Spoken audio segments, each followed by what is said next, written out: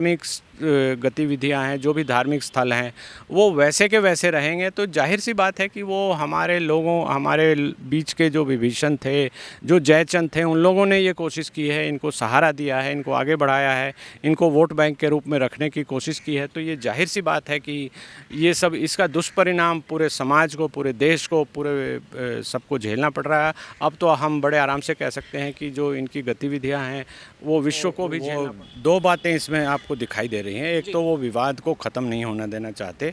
ये बात उनको मान लेनी चाहिए थी कि ये मंदिर था जिसको तोड़कर ही यहाँ मस्जिद बनाया गया और ये ज़बरदस्ती किया गया था। इस बात को हिस्टोरिकली सब मानते हैं। आप नंगी आंखों से भी जाकर देखेंगे तो आपको दिखाई दे जाएगा। अब कुछ लोग उसमें ऐसे हैं जो राजनीतिक रोटियां सेकना चाहते हैं या इस तरह का खेल बनाना चाहते हैं, तो वो वही उकसा रहे हैं लोगों को, पक्षकारों को, कि आप अपील लगाओ। हालांकि ये संवैधानिक अधिकार है और वो लगा सकते हैं, लेकिन आप जब आप बात करते हैं सांप्रदायिक एकता की, सारी बातों की, तो आपको ये शोभा नहीं देता। और ये कहीं ना कहीं आपको इस चीज़ पर एक फ़ैसला आने के बाद मान लेना चाहिए था कि हाँ, ये गलत हुआ था और इस गलती को अब न्यायालय ने सही कर दिया, तो इस फैसले को हम मानते हैं। अब इस पर राम मंदिर की तरह भी राजनीति होगी और ये लगता है कि ये इस चीज़ को, राजनीतिक रोटियों को सेंकने के लिए कुछ लोग तैयार हैं।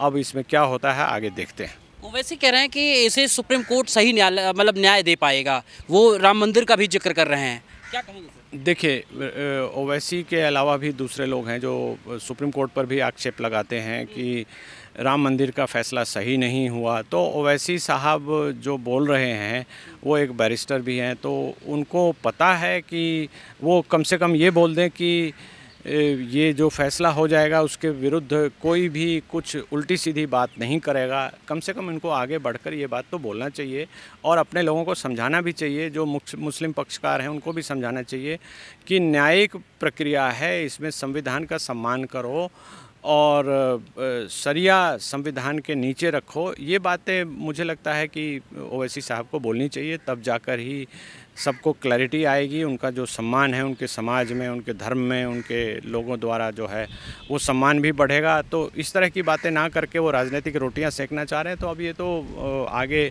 सुप्रीम कोर्ट में मैटर आएगा, सुनवाई होगी, फैसला आएगा, तब तक वो इस पर राजनीतिक रोटियां सेकते रहेंगे। यही उनकी मंशा दिखाई दे रही है और ये अब चलता रहेगा, तो देखेंगे जो भी चलता रहा। संविधान की बात होती है तो हर आदमी मान लेता है कि अगर हाई कोर्ट ने आदेश दे दिया तो वो सर्वमान्य है। लेकिन वहीं एक शहाबुद्दीन बरेलवी हैं, वो ये कह रहे हैं कि ये क़यामत तक मस्जिद ही रहेगी। हाँ, वो शायद जो अभी मैंने कहा कि उनकी भावना ये है कि शरिया ही सबसे ऊपर है और संविधान कहीं कुछ नहीं है। तो ये इस भावना से उन्होंने, मौलवी साहब ने जो ये बात बोली है, ये भड़काऊ बातें हैं और ये कहीं ना कहीं भड़काने की ही कोशिश कर रहे हैं। तो आप देखेंगे तो समझ में आ जाएगा कि ये एक ऐसी सच्चाई है जिसको झुठलाने की कोशिश की जा रही है, लोगों को भड़काने की कोशिश की जा रही है और जो न्यायालय द्वारा जो फैसला आ गया उसका सम्मान करने की बजाय न्यायालय को ही नीचा दिखाने की कोशिश भी की जा रही है। सर, भोजशाला विद्या काशी के रूप में जानी जाती थी, तो उसमें मतलब बहुत सारे लोग तर्क कर रहे हैं कि एक दिन का नमाज होता था, बाकी दिन पूजा पाठ होता था। ये कहीं ना कहीं मतलब एक धर्म को नीचा दिखाते हुए ये पूरी प्रक्रिया नहीं आपको देखने को लग रही? हाँ, ये तो धर्म को नीचा दिखाने की ही प्रक्रिया है। आप देखेंगे, आप अगर गौर करेंगे, थोड़े दिन पहले ही, अभी से मेरे ख्याल 10 साल हो गए होंगे, बामियान में, अफ़गानिस्तान में जो बुद्ध की मूर्तियाँ थी, बहुत बड़ी बड़ी विश्व की धरोहर थी, जो कि बहुत अजूबा थी, उनको भी जो तालिबानी लोग आए, उन्होंने आते ही उसको विश्व के सामने टेलीविज़न के स्क्रीन पे आपने हमारी इस पूरी पीढ़ी ने देखा है कि कैसे विस्फोटक लगाकर ख़त्म कर दिया गया, विश्व की धरोहर को ख़त्म कर दिया गया। चाहे वो मूर्ति थी या जो भी थी, उसका सम्मान तो होना चाहिए था कि जिन लोगों ने बनाया, जब भी बनाया।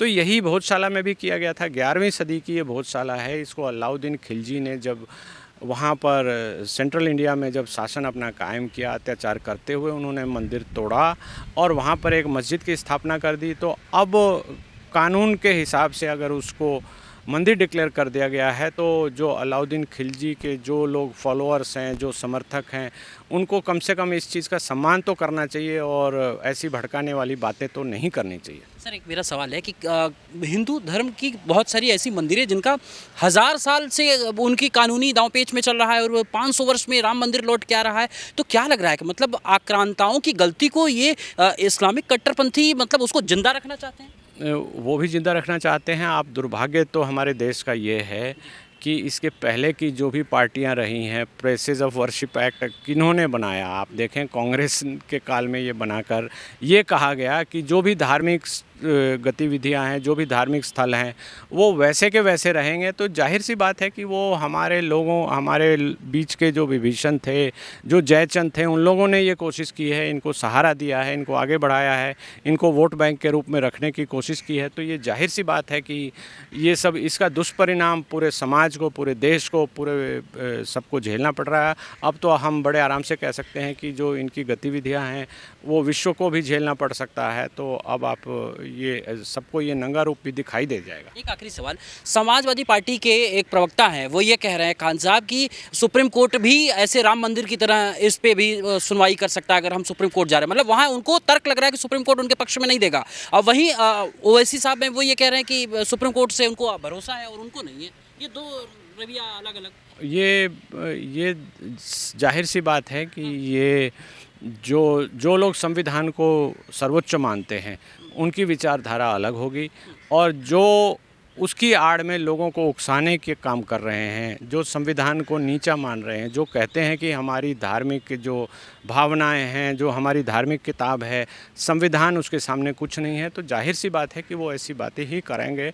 और ये फिर वो जब भड़काएंगे, लोगों को बलवा कराएंगे, दंगा कराएंगे, फिर कहेंगे कि जो केंद्र में पार्टी है वो अक्षम है, कि वो रोक नहीं पा रही है और सांप्रदायिक पार्टी है। तो ये तो हमारी पूरी जनरेशन ने इस चीज़ को देखा है। तो अब जब ये चीज़ें सुलझनी शुरू हुई है तो इन सब के पेट में दर्द होना तो लाजमी है, और ये होगा भी होगा। और अभी बहुत सारे ऐसे होंगे, ऐसे केसेस के फैसले आएंगे जो लोगों ने शुरू किया है, तब जाकर ये जो एक फ़ेज़ था जिसमें लोगों को धार्मिक रूप से बातों को उठाने के लिए प्रताड़ित किया जाता था या दंडित किया जाता था या कहीं ना कहीं गलत तरीके से उनको फंसाया जाता था, तो वो फ़ेज़ अब ओवर हो गया है। अब पूरे विश्व में एक ऐसा कुचक्र चल रहा है कि जो भी धर्म के आधार पर लोगों को प्रताड़ित करते थे, उनको रोकने की प्रक्रिया बन रही है, और ये स्वागत के लिए कदम भी है।